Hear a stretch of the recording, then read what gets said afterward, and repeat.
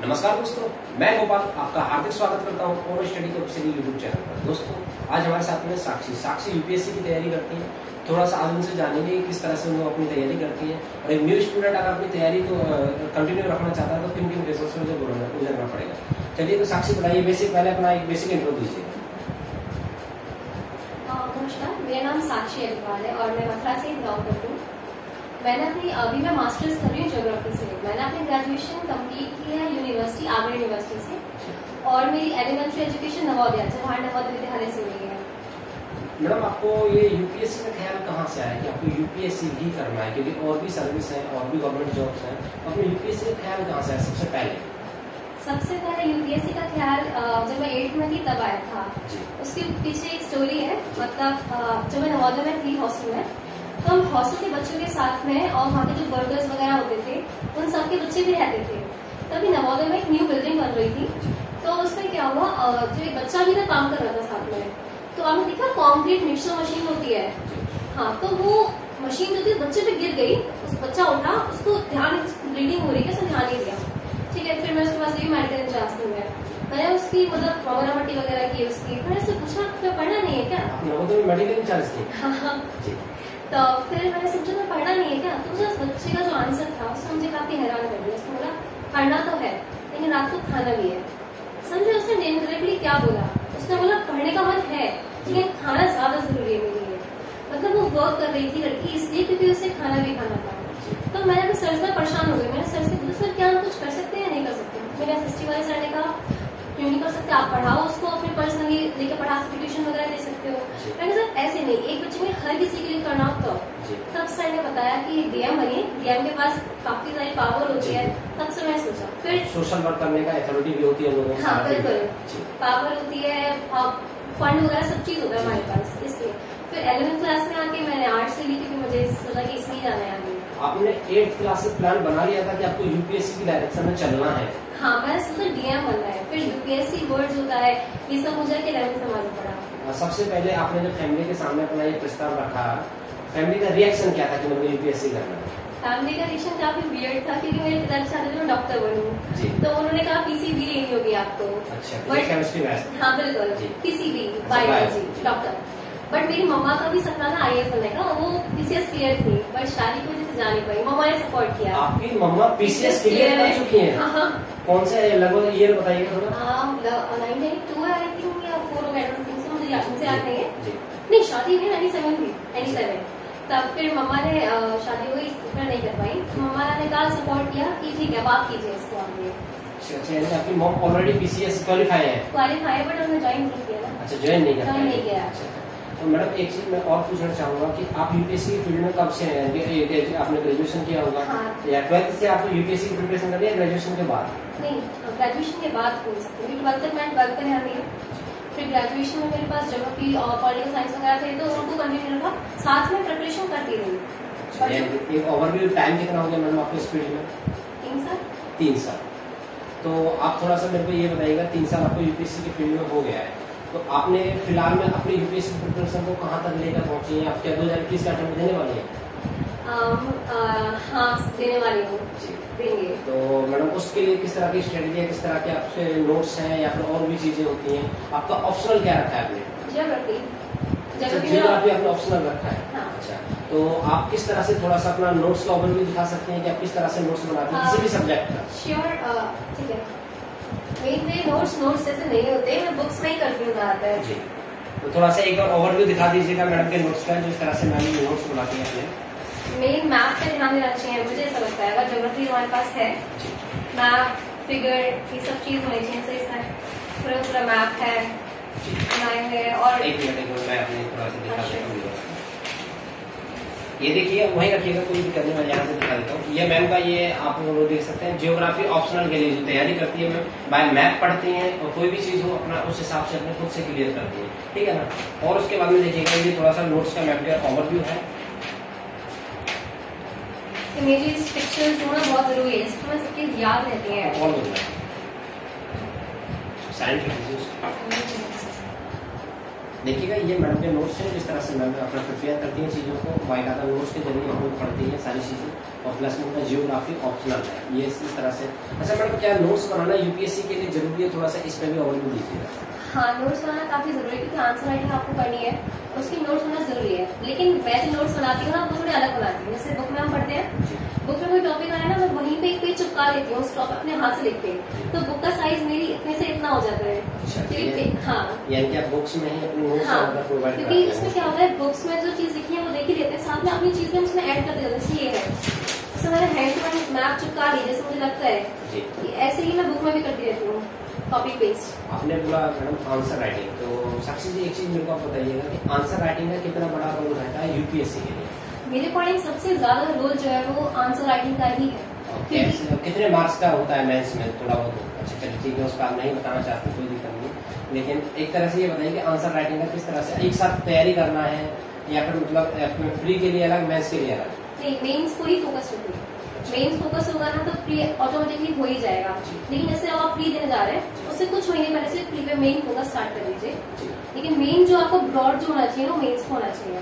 Mains का preparation करते रहिए, क्योंकि आंसर राइटिंग एक दिन में कम से कम 2 आंसर राइटिंग मेरे अकॉर्डिंग लिखने ही चाहिए। 2 क्वेश्चन या 2 पेज के अकाउंटिंग आप ले सकते हैं। हाँ, 2 क्वेश्चन लिखने ही है आंसर राइटिंग में। टेस्ट सीरीज लगाइए, पुराने क्वेश्चन उठाइए। इनफेक्ट पता है मैं क्या करती हूँ, जो प्री के जो क्वेश्चन होते हैं ना, उसमें भी कोशिश करती हूँ, उसको भी मेंस के अकॉर्डिंग लिखने की कोशिश करती हूँ। इसका आंसर राइटिंग बहुत जरूरी है, क्योंकि पता है जब इंटरव्यू के लिए जब सारे ओवरऑल जाता है ना, मार्क्स इकट्ठे हो गए, अगर तुम्हारी मेंस अच्छा है तो इंटरव्यू भी मतलब बेटर करता है इंटरव्यू भी, लेकिन उसका इम्पैक्ट थोड़ा सा कम हो जाता है अगर मेंस में आपके ज्यादा मार्क्स आए हैं तो। मैडम आपने ग्रेजुएशन में कितना स्कोर किया है? 67%। 67%, फर्स्ट डिवीजन बना है। हाँ, बिल्कुल। अच्छा, तो एक चीज मैं ये चीज भी जानना चाहूंगा कि जिस तरह से आप यूपीएससी की तैयारी कर रही हैं, आपको मतलब डीएम का पोस्ट ही चाहिए या फिर और किसी के साथ आप सेक्रीफाइस कर सकते हैं? पीसीएस हो गया, लोअर पीसीएस हो गया, उस चीज के बारे में बताइए। मैं अगर सच्ची बताऊँ ना, मेरे को इंडियन फॉरेस्ट सर्विसेज का एग्जाम देना था जी। मेरे को इंडियन फॉरेस्ट मतलब उसके जाना था, लेकिन मैं उसके लिए कैपेबल नहीं हूँ, एलिजिबल नहीं हूँ, क्योंकि उसके लिए साइंस स्ट्रीम होनी चाहिए आपके पास, ठीक है नहीं है। तो फिर मैं सोचा कि मैं डीएम की पोस्ट के लिए ही लूंगी, जिससे कि मैं क्या होगा कि एक तो डीएम बन जाऊंगी, डिस्ट्रिक्ट के लिए काम करूंगी, साथ में वहाँ के नेचर से संबंधित भी काम जरूर करना चाहूंगी मैं।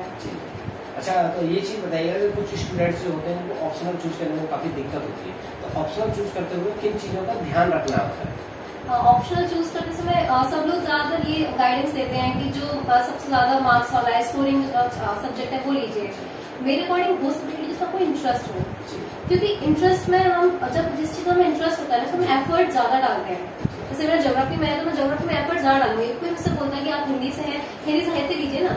अच्छा, आपका जो ग्रेजुएशन है वो हिंदी से? हाँ, तो हिंदी साहित्य लीजिए, बट मुझे लगता है उसमें इंटरेस्ट ही नहीं है, तो कैसे कर पाऊंगी, उसमें एफर्ट कैसे डाल पाऊंगी, इसलिए मैंने ज्योग्राफी लिया। इससे आप लोग भी इंटरेस्ट के अकॉर्डिंग लीजिए। अच्छा मैडम, जैसे कोई न्यू स्टूडेंट अपनी तैयारी करता है तो उसको सबसे बड़ी प्रॉब्लम इसमें भी आती है कि एनसीईआरटी ना एक बहुत बड़ा रोल प्ले करती है।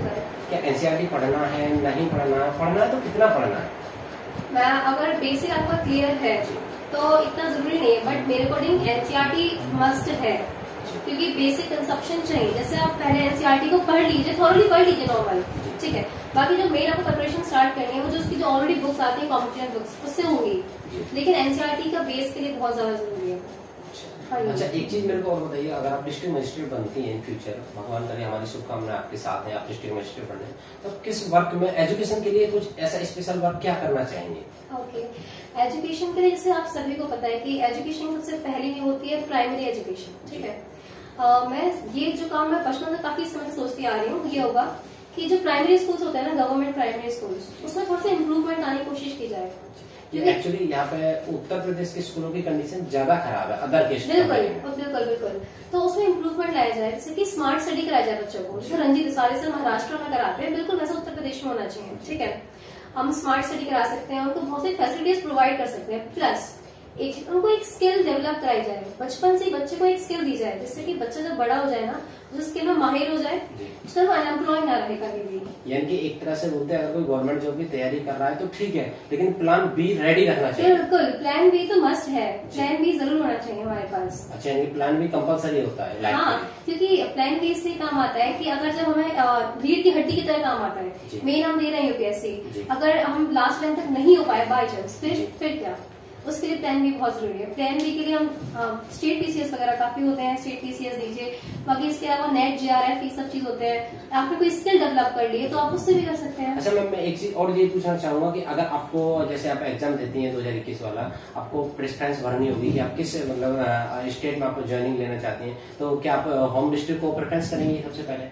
हाँ ठीक है, कोई क्योंकि आपने बोला कि उत्तर प्रदेश की जो स्कूल की थोड़ी कंडीशन है कंपेयरिंग टू अदर थोड़ी लो में आ जाती है, तो आप होम डिस्ट्रिक्ट को प्रेफरेंस करना चाहेंगे? हाँ। अच्छा मैम, एक चीज और बताइएगा, जिस तरह से मैं आपकी स्किल्स को देख रहा हूँ, मुझे लग रहा है कि आप आई थिंक इस स्टडी के अलावा अपने स्किल्स को डेवलप करने के लिए कुछ और भी बुक्स पढ़ती होंगी, तो क्या आप वो बुक्स के बारे में थोड़ा सा बताना चाहेंगे? हाँ, मैं कुछ बुक्स नोवेल वगैरह पढ़ लेती हूँ, क्योंकि मुझे लगता है जब बोर हो जाते हैं पढ़ते पढ़ते नोवेल पढ़ लेनी चाहिए। अच्छा। तो मैं नोवेल्स काफी सारी पढ़ती हूँ, स्वामी विवेकानंद जी के ऊपर है, इंटरप्रिटेशन ऑफ ड्रीम्स। मैं साइकोलॉजिकल ज्यादा पढ़ती हूँ, मुझे ऐसा लगता है। अच्छा। जैसे इंटरप्रिटेशन ऑफ ड्रीम हो गई, सिगमंड फ्रॉयड की, अल्बर्ट बंजूरा की हो गई, बहुत सारी बुक्स ऐसे पढ़ते रहते हैं। अच्छा मैडम, ये जो यूपीएससी है इसके फील्ड में अगर कोई न्यू स्टूडेंट आना चाहता है, उसको 2021 में उसकी ग्रेजुएशन कंप्लीट होती है, उसको यूपीएससी के फील्ड में आना है, तो कहाँ से स्टार्ट कर सकता है? वो बहुत बड़ा कंफ्यूजन रहता है। वो क्या बच्चा कोचिंग ले ना ले, ऑनलाइन ले ऑफलाइन ले, बहुत डाउट है उन बच्चों में। अगर इसको किसी बच्चे को स्टार्ट करना है, सबसे पहले उसका मस्ट जो काम है वो है सिलेबस। सिलेबस को अच्छे से रट ले एकदम बढ़िया तरीके से, क्योंकि पता है उससे क्या होगा, उसे पता होगी कौन सा क्वेश्चन मुझे कहाँ पुट करना है, कौन सी चीज को कहाँ से उठाना है मुझे। सिलेबस अच्छे से रटा होना चाहिए। उसके बाद फिर वो पुराने क्वेश्चंस को देखे एक बार कि कैसे क्वेश्चंस आते हैं, कमीशन क्या मांग रहा है हमसे। उसके बाद फिर वो एनसीईआरटी को पढ़ना स्टार्ट करे। जब एनसीईआरटी एक बार पढ़ ले उसको, तब वो नई बुक्स को उठाना स्टार्ट करे और टेस्ट सीरीज पहले से ही लगाना स्टार्ट कर दे, वो फर्स्ट डे से। यानी आपका कहने का मतलब है कि टेस्ट सीरीज नेसेसरी है? बहुत ज्यादा नेसेसरी है टेस्ट सीरीज, आंसर राइटिंग के लिए क्वेश्चंस लिखना, ये बहुत ज्यादा इम्पोर्टेंट है। यूपीएससी के लिए बहुत कंपलसरी है। अच्छा, उससे उनको एक क्वेश्चन का लेवल पता चल जाएगा। बिल्कुल, यूपीएससी के लिए जरूरी है। ऊपर से हमें मालूम पड़ता है ना कमीशन कहाँ से क्वेश्चन मांग रहा है, वो क्या उठा रहा है जी। ये बहुत जरूरी है, क्योंकि बच्चे को फिर कोचिंग में गुमराह नहीं किया जा सकता। अगर उसको प्रीवियस ईयर पेपर पता है तो उसको गुमराह नहीं कर सकते। जी बिल्कुल बिल्कुल। तो मैडम एक चीज और मैं जानना चाहूंगा कि जिस तरह से स्टूडेंट तैयारी करते हैं, तो हिंदी मीडियम और इंग्लिश मीडियम को लेकर थोड़ा सा कंफ्यूजन है, और प्लस में अभी फिलहाल में जो ऑनलाइन ऑफलाइन को लेकर एक मस्ट कंफ्यूजन आ रहा है कि आने वाले में हो सकता है कोविड की सिचुएशन खराब हो सकती है, तो बच्चों के लिए क्या बेस्ट रहेगा? ऐसा है कि अगर वो फ्रेंड में के जरिए चीजों पता चलता है तो वो लोग मान जाते हैं, अगर कोई और गाइडेंस देता है तो नहीं उनको समझ आता। तो एज अ फ्रेंड आप किसी को बताना चाहते हैं ऑनलाइन ऑफलाइन में कौन सा बेटर है? कुछ अभी वर्तमान परिस्थिति को देखते हुए तो ऑनलाइन ही बेस्ट है, क्योंकि आपको बहुत सारे प्लेटफॉर्म है जहाँ पे तो बहुत सारी चीजें, बहुत कंटेंट मिल जाएगा। जैसे कि आपका यूट्यूब पे ओनो स्टडी चैनल है, बहुत सारे खान सर का है, बहुत सारे चैनल है जहाँ पे हम अच्छा चीज ले सकते हैं, है ना। और बट लेकिन अगर मैं पर्सनली बताऊँ ना, अगर कोविड नहीं होता, जैसे आप जब सेल्फ प्रिपरेशन कर रहे हैं तब ऑनलाइन बहुत जरूरी है, क्योंकि आपका प्रिपरेशन कंप्लीट हो चुकी है, तब ऑफलाइन कोचिंग एक बार जरूर लेनी चाहिए। पता है क्यों? क्योंकि उसमें क्या होता है कि हम बहुत सारे लोगों से मिलते हैं, बहुत सारा सोशल इंटरेक्शन होता है, ठीक है, तो हम पर्सनली डेवलप कर पाते हैं, ठीक है। क्योंकि नॉर्मल सी बात है, यूपीएससी किसी बुक फॉर्म को नहीं लेना चाहेगा, क्योंकि हमें काम किसके लिए करना है, लोगों के लिए तो करना है। तो हमें सोशल होना भी बहुत जरूरी होगा। सोशल होना, पर्सनालिटी को हम जब लोगों से देखेंगे, हम देखेंगे इससे प्रॉब्लम कैसे फेस करें, हम उससे पर्सनालिटी से मिलेंगे, अलग पर्सनालिटी मिलेंगे, हम प्रॉब्लम फेस करना सीखेंगे, हम लोगों से बात करना सीखेंगे।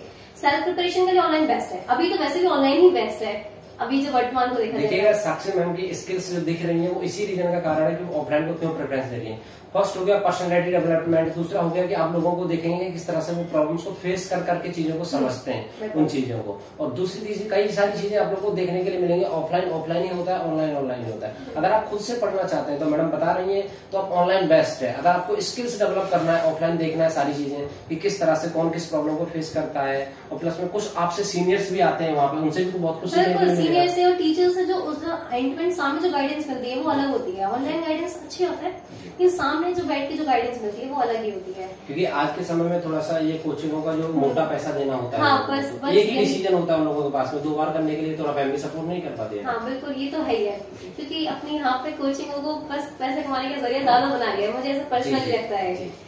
अगर पैसे को हटा के देखा जाए तो ऑफलाइन कोचिंग होनी चाहिए, या फिर अगर आप ऑफलाइन कोचिंग नहीं ले पाते हैं तो जीडी ग्रुप डिस्कशन करते हैं ना, ऐसे ग्रुप को इकट्ठा कीजिए जो डिस्कशन करने के लिए आपके पास रेडी हो, नए टॉपिक्स उसके पास हो, तो आप उससे पर्सन डेवलप कर सकते हैं कि वो नए क्वेश्चन आपको देंगे, आप उसके क्वेश्चन के आंसर्स को देने के लिए प्रयास करेंगे और प्रयत्न करेंगे अच्छे से। अच्छा मैडम, एक चीज बताइएगा कि यूपीएससी में एक प्रीलिम्स होता है, दूसरा मेंस होता है, तीसरा सीसेट, तो सीसेट का क्या रोल रहता है? सीसेट का बहुत ज्यादा रोल होता है कि वो क्लैरिफाइंग सब्जेक्ट होता है, आपको क्लैरिफाई करना ही होता है। और ऊपर से उसमें रीजनिंग, मैथ्स, इंग्लिश वगैरह जो मतलब मेरे लिए तो बहुत ज्यादा इम्पोर्टेंट है वो। जी, इसका मतलब सीसेट भी क्वालिफाई करना नेसेसरी है? हाँ, नेसेसरी है, कंपल्सरी है। जब कोई न्यू स्टूडेंट जैसे इस फील्ड में उतर रहा है, उसको तैयारी करना है, तो एक तो होता है कि उसको अभी आपने कोचिंग का बता दिया, ठीक है ना, गाइडलाइंस का बता दिया, तो एक तो होता है आपको मोटिवेशन कहाँ से मिलता है, क्योंकि ये एक तरह का मैराथन रेस हो जाता है और कोचिंग भी लंबी हो गया, 15 से 18 महीने के लिए कोचिंग हो गया, तो उस बच्चे को मोटिवेशन कहाँ से मिलेगा, उस चीज को बताइएगा, कब तक वो अपने आप को मोटिवेट रख सकता है? एक्चुअली मोटिवेशन का ऐसा है, मोटिवेशन हमें हर चीज से मिल सकता है। फॉर एग्जाम्पल जैसे कि नेचर, ठीक है, जब जो यूपीएससी वाले स्टूडेंट्स होते हैं वो ज्यादातर अकेला फील करने लगते हैं, मतलब क्योंकि अकेले में पढ़ाई कर रहे होते हैं अकेले, तो मैं भी कभी कभी फील करती हूँ। तो पता है नेचर उसके लिए बहुत फायदेमंद होता है, नेचर बहुत ज्यादा। अब हमें सेल्फ पैम्परिंग की जरूरत होती है, तो उसके लिए हमारे पास पेड़ पौधे जितने भी होते हैं, पता है वो सिर्फ कार्बन डाइऑक्साइड ही नहीं लेते हैं, पता है वो बहुत हमारे अंदर जितनी भी बैड एनर्जीज होती हैं, एंजाइटीज, इन सबको भी अपनी तरफ ले लेते हैं। मोटिवेशन हम सन से ले सकते हैं, सोच रहे कितना भयंकर जलता है वो, तपिश कितनी फील करता है, हमको रोशनी देता है। नदियों से ले सकते हैं, नदियां ऊपर से आती है, उनको लक्ष्य पता है कि वो नीचे जाना है, इतना पता है। पत्थरों को काट देती, चट्टानों को काट देती है, कितना उसमें कितना मोटिवेशन हम ले सकते हैं, हर चीज से मोटिवेशन। घर में बैठे हैं, पिताजी को आते हुए देखा, हम सोच सकते हैं कि पिताजी हमारे लिए इतना कमा रहे हैं, वो सबसे बड़ा मोटिवेशन होगा हमारे लिए। क्या आपका कहने का मतलब है मॉम डैड का जो स्ट्रगल है वो भी एक मोटिवेशन का काम ही करता है, बहुत बड़े, उन्हीं की वजह से हम आगे आए हैं, उन्हीं के देखते हुए हम आगे आए हैं, उन्हीं के लिए हम आगे करेंगे, नॉर्मल सी बात है। जी, तो मैडम देखिएगा, एक क्वेश्चन स्टूडेंट्स का होता है कि अगर फर्स्ट अटेम्प्ट में नहीं होता तो यूपीएससी छोड़ देना चाहिए? नहीं, बिल्कुल नहीं, नहीं बिल्कुल नहीं, क्योंकि यूपीएससी का मतलब ही क्या है, आपको उसके लिए पेशेंस चाहिए, परसिवियरेंस चाहिए, डेडिकेशन चाहिए, प्लस फाइटिंग स्पिरिट चाहिए। डेडिकेशन का मतलब क्या, एक बार दिया खत्म हो गया क्या? नहीं, डेडिकेशन होना चाहिए प्रॉपर। सोचा है तो सोचा है, आगे बढ़ना है, फिर पीछे नहीं हटना आप लोगों को। मैम ऐसे अगर किसी ने स्टूडेंट है 2 अटेम्प्ट दे चुका है, तीसरा अटेम्प्ट दे रहा है, फिर फैमिली सपोर्ट नहीं कर रही, ऐसे पर क्या डिसीजन लेगा स्टूडेंट, आप बताइए? अरे फैमिली को समझाइए तो, आप ये हमारा सपना है, हमारा पूरा करने का, आप समझिए इस चीज को, आप उनको समझाएंगे ना तो वो समझेंगे डेफिनेटली कि पेरेंट्स हैं वो, हमारे ही तो पेरेंट्स है ना जी। आप क्योंकि आप उनको अपना पैशन दिखाइए ना, तो दिखाइए अपना पैशन है ये हमारा, आप उनको तो समझेंगे। अगर हमको अगर अपने घर वालों को कर गुजरने की क्षमता, अगर हम उनको समझा सकें कि हम इसके लिए कुछ भी कर सकते हैं, तो फैमिली भी सपोर्ट करने के लिए एक तरह से कन्विंस करना है उनको, बिल्कुल कन्विंस करने की जरूरत है उनको। अच्छा, तो एक चीज मैं एक तो और पूछना चाहूंगा कि अब इसमें आप लोगों ने बताया कि प्रैक्टिस सेट जरूरी है, दूसरा आपने बताया प्री के लिए आपको प्रैक्टिस सेट लगाना है, मैथ्स के लिए आंसर राइटिंग करनी है, सी सेट क्वालिफाइंग होता है। अच्छा मैडम, इंटरव्यू के लिए स्किल्स कहाँ से डेवलप करें, क्योंकि जो यूपी माध्यम से बच्चे स्टूडेंट होते हैं तो उनको बहुत घबराहट होती है कि कहीं हो सकता है हमसे इंग्लिश में क्वेश्चन ना पुट अप कर दिया जाए या फिर कुछ ऐसा वैसा हमारे मुंह से ना निकल जाए, तो उसके लिए स्किल्स कहाँ से डेवलप करना है इंटरव्यू के लिए? इंटरव्यू के लिए आप स्किल डेवलप करना क्या होता है, अपने आसपास की हर चीज से सीखिए। और यूपीएससी किस वे में इंटरव्यू लेता है वो थोड़ा सा ओवरव्यू आप दीजिएगा, मतलब किस टाइप के, मतलब आपको खुद को ऑब्जर्व करेगा या मतलब कहीं प्रकृति से क्वेश्चन पूछेगा या आपसे रिलेटेड क्वेश्चन पूछेगा? जब प्रकृति जूरी बैठी होती है ना, वो सब कोई हमारा मेंटल लेवल चेक कर रहा होता है। अच्छा, एक मेंटल लेवल, हाँ, कोई साइकोलॉजिकल दिखाता है, कोई हमारी वो दिखाता है कि हम कितनी जल्दी क्वेश्चंस के आंसर दे सकते हैं। अगर हमें किसी चीज में लाइफ में ढाल दिया जाए जी, तो उसके लाइफ के अकॉर्डिंग उसको आंसर कैसे दे सकते हैं? अच्छा मैम, कोई अगर पढ़ने में बहुत अच्छा है, ठीक है ना, स्किल्स उसकी बहुत अच्छी है और वो किताबी लैंग्वेज बोलता है, तो क्या मतलब यूपीएससी में टॉप कर सकता है और नंबर भी अच्छे ला सकता है? नंबर अच्छे ला सकता है मेंस तक जी, ठीक है, क्योंकि किताबी भाषा बोल रहा है, ठीक है। इंटरव्यू में जो इंटरव्यूअर बैठे होते हैं वो यही देखने के लिए बैठे होते हैं कि बच्चा कहीं बुक फॉर्म तो नहीं है, क्योंकि बुक किताबी कीड़ा नहीं चाहिए हमको। हमें एक सोशल व्यक्ति चाहिए जो हमारी जो प्रॉब्लम्स है उनको समझता हो, उसको डिसीजन मेकिंग बहुत अच्छी होनी चाहिए उसकी, वो तभी तो इंटरव्यूअर्स बैठे हैं, वो हमें इतने प्रॉब्लम्स में डालेंगे, हमें वो देखेंगे कि डिसीजन कैसा है इसका, तो आप एक स्टेट के मजिस्ट्रेट बनेंगे, आपको बहुत सारी प्रॉब्लम्स आएंगी, आप उसका कैसे इसको समाधान कर रहे हैं आपको पता होना चाहिए, उसके लिए किताबों में पढ़ के नहीं होता। अच्छा, किताबों से मतलब इस तरह से खुद की पर्सनैलिटी को डेवलप करना है उन लोगों का आंसर देने तक के लिए? हाँ बिल्कुल। अच्छा, तो मैडम एक चीज और मैं जानना चाहूंगा कि जिस तरह से कोई भी तैयारी कर रहा है, आप तैयारी कर रही हैं, तो इसमें क्या अदर सिटी का बहुत ज्यादा बड़ा रोल रहता है कि जैसे दिल्ली जैसे शहर में जाके बच्चे तैयारी करते हैं, आप मथुरा में रहकर तैयारी करती हैं, आप सेल्फ स्टडी करती हैं या कोचिंग भी? सेल्फ स्टडी करती हैं। तो जैसे आपने दिल्ली जाके आपका भी सपना होगा कि जाके तैयारी करें, वहाँ का एनवायरनमेंट देखें, तो आपको क्या लगता है कि यहाँ के स्टडी मटेरियल में और दिल्ली की स्टडी मटेरियल में कोई कंपेयरिंग में थोड़ा डिफरेंट है? यहाँ की कोचिंग में वहाँ की कोचिंग में डिफरेंट है? यहाँ के एनवायरनमेंट में जिस तरह के माहौल बनाते हैं ना स्टूडेंट पढ़ने के लिए, वहाँ के में कोई डिफरेंट लगता है आपको? मैम अगर स्टडी मटेरियल की बात करें तो स्टडी मटेरियल तो ऑल ओवर इंडिया में सेम हो सकता है, क्योंकि हम ऑनलाइन मंगा सकते हैं जी।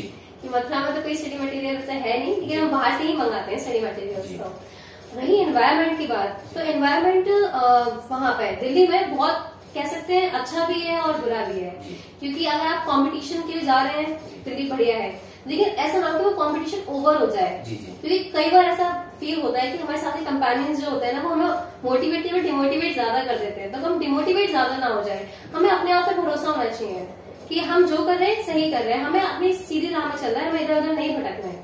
साक्षी जी, एक चीज और पूछना चाहूंगा कि जिस तरह से स्टूडेंट 3 साल से तैयारी कर रहा है, 4 साल से तैयारी कर रहा है, वो एक प्रेशर कुकर बन चुका है फिलहाल में, बस फटने ही वाला है कि मतलब लोग उसको और जला रहे हैं, चिढ़ा रहे हैं। ऐसे टाइम पे स्टूडेंट क्या करे, 4 साल तैयारी हो गई लेकिन सिलेक्शन नहीं हुआ किसी भी रीजन की वजह से, हालांकि पढ़ाई उसमें बहुत बड़ा रोल अदा करती है, लेकिन और भी चीजें होती हैं, तो ठीक है ना, तो वो एकदम से प्रेशर कुकर बन चुका है और वो मतलब अपने आप को संभाल नहीं पा रहा है। ऐसे टाइम में स्टूडेंट क्या करे, मतलब उसके दिमाग में कभी सुसाइड का ख्याल आता है, कभी कुछ ख्याल आता है, पढ़ाई छोड़ दूं, काम स्टार्ट कर दूं, प्राइवेट जॉब कर लूं, तो इस टाइम में स्टूडेंट को क्या करना चाहिए, आपका डिसीजन क्या कहते हैं?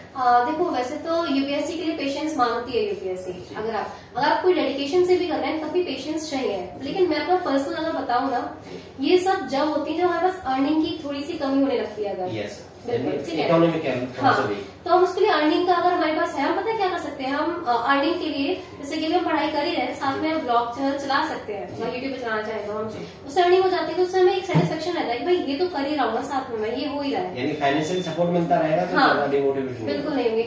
साथ में उसके लिए हमें क्या करना चाहिए, हमें ना वीकली प्रोग्रेस रिपोर्ट बनानी चाहिए। जैसे कि उसमें हम ये देख सकते हैं कि वीकली अपने हम टारगेट सेट करते हैं, जैसे हम टारगेट को अचीव करते जाते हैं ना, हमें पॉजिटिव एनर्जी मिलने लगती है, तो हम वैसे मोटिवेट नहीं होते हैं। बाकी इसके अलावा योगा, मेडिटेशन, ये तो मेरे लिए मस्ट है, मतलब ये तो हर किसी स्टूडेंट को करना ही चाहिए।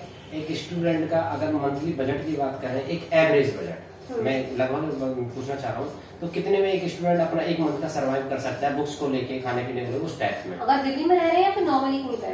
मैडम आप मथुरा का बताइए। मथुरा का ना, मैं अपना मतलब 2,500-3,000 रुपए पर महीने हो जाते हैं, क्योंकि बुक्स काफी कॉस्टली आती है, बुक्स चाहिए, उसके नोट्स बनाने के लिए कॉपियां चाहिए। मैम ये आपने 2,500-3,000 रुपए बताया, ये सिर्फ आपने स्टडी का बताया है, आपका तो खुद का घर होगा, आप रेंट में नहीं रहते हैं, आपको खाने का घर से ही मिलता होगा, उसका भी नहीं, तो आपने सिर्फ स्टडी मटेरियल बताया। 2-2,500 रुपए के एवरेज में मतलब न्यू मटेरियल आता है, पेन से ये सारी खर्चे, हाँ, कॉपी किताब वगैरह जो चाहिए वो आते हैं। लेकिन कोई बच्चा अगर बाहर से रह रहा है, अगर रूम लेके रह रहा है, उसपे तो काफी ज्यादा कॉस्ट हो जाएगा ना, वो 6-7 हजार। हाँ, आराम से, बिल्कुल, क्योंकि रूम का रेंट देगा, पानी का रेंट देगा, खाने का रेंट देगा, उसके बाद स्टडी मटेरियल्स अलग। अब कोई कोचिंग ज्वाइन करिए तो उसका तो अलग ही ऐड कर लो उसके अंदर, और ज्यादा हाई रेट को। बिल्कुल। तो देखिएगा, ये था साक्षी मैम का ओवरव्यू। उन्होंने अभी यूपीएससी 2021 में इंस्पिरेंट अभी 2021 वाले अटेम्प्ट दे रही है मैम, तो देखिएगा हमारी शुभकामनाएं इनके साथ में है। आई होप ये इस बार फर्स्ट अटेम्प्ट में ही निकाल दें, अपना प्रीलिम्स और मेंस तक पहुंचने की कोशिश करें। मैडम के स्किल्स आप देख ही चुके हैं इंटरव्यू में, आई थिंक मेरे को लगता है कि थोड़ा सा अच्छा कर पाएंगे, क्योंकि इनका थोड़ा बोलने का तरीका मेरे को बहुत अच्छा लग रहा है, थोड़ी सी स्किल है। तो चलिए यहीं तक हम अपने इंटरव्यू को समाप्त करते हैं। मैम आपके लिए बहुत बहुत धन्यवाद, आपने अपने कीमती समय से हमारे लिए 10 मिनट निकाला। मिलते हैं नेक्स्ट वीडियो में। आपको अगर लगता है ये वीडियो आपके लिए 1% भी हेल्प हुआ है, प्लीज लाइक करें, शेयर करें, सब्सक्राइब करें। Thank you so much, bye bye, take care.